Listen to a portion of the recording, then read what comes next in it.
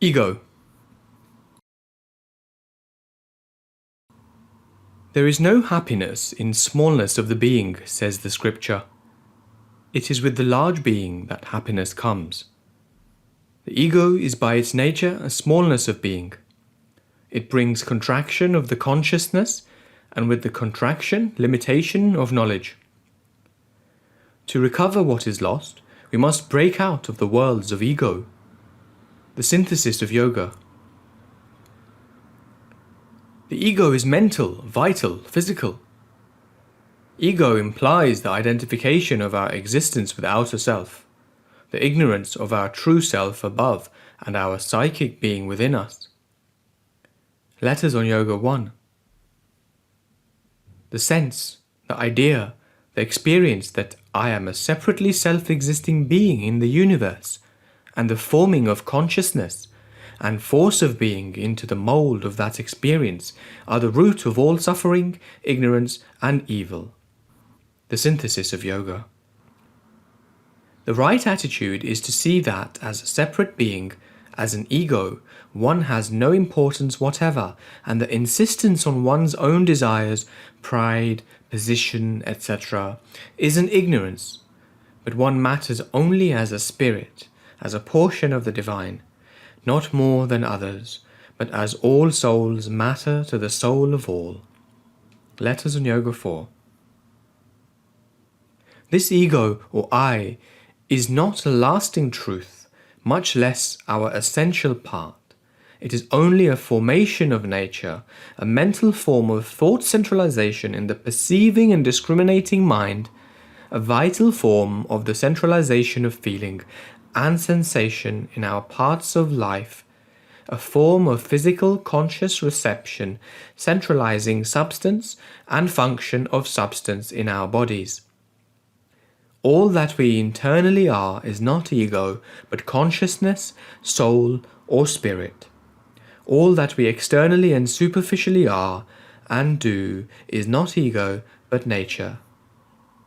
The synthesis of yoga.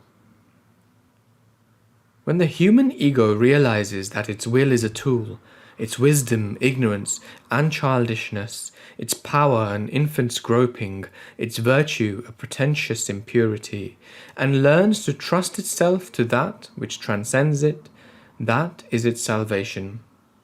The apparent freedom and self-assertion of our personal being, to which we are so profoundly attached, conceal a most pitiable subjection to 1,000 suggestions, impulsions, forces which we have made extraneous to our little person.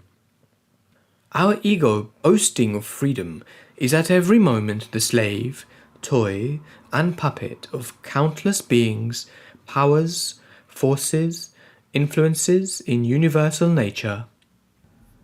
The self-abnegation of the ego in the divine is its self-fulfillment. Its surrender to that which transcends it is its liberation from bonds and limits and its perfect freedom. The synthesis of yoga. The swiftest and most effective means of man's advance and self-fulfillment is to dissolve his waking ego in the enjoyment of an infinite consciousness. Isha Upanishad. In the path of knowledge, one attempts this abolition of the ego sense negatively by a denial of the reality of the ego, positively by a constant fixing of the thought upon the idea of the one and the infinite in itself, or the one and infinite everywhere. This, if persistently done, changes in the end the mental outlook on oneself and the whole world, and there is a kind of mental realization. But afterwards, by degrees, or perhaps rapidly and imperatively, and almost at the beginning, the mental realization deepens into spiritual experience, a realization in the very substance of our being. The synthesis of yoga.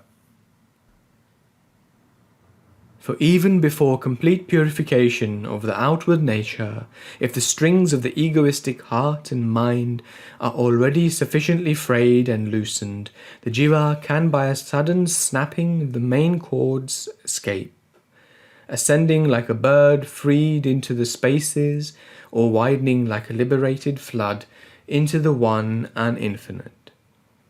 There is first a sudden sense of a cosmic consciousness, a casting of oneself into the universal. From that universality, one can aspire more easily to the transcendent. There is a pushing back and rending or a rushing down of the walls that imprisoned our conscious being.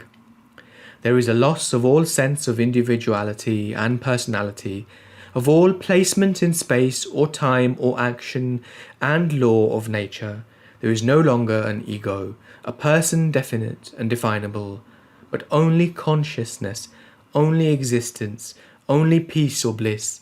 One becomes immortality, becomes eternity, becomes infinity. All that is left of the personal soul is a hymn of peace and freedom and bliss vibrating somewhere in the eternal. The synthesis of yoga.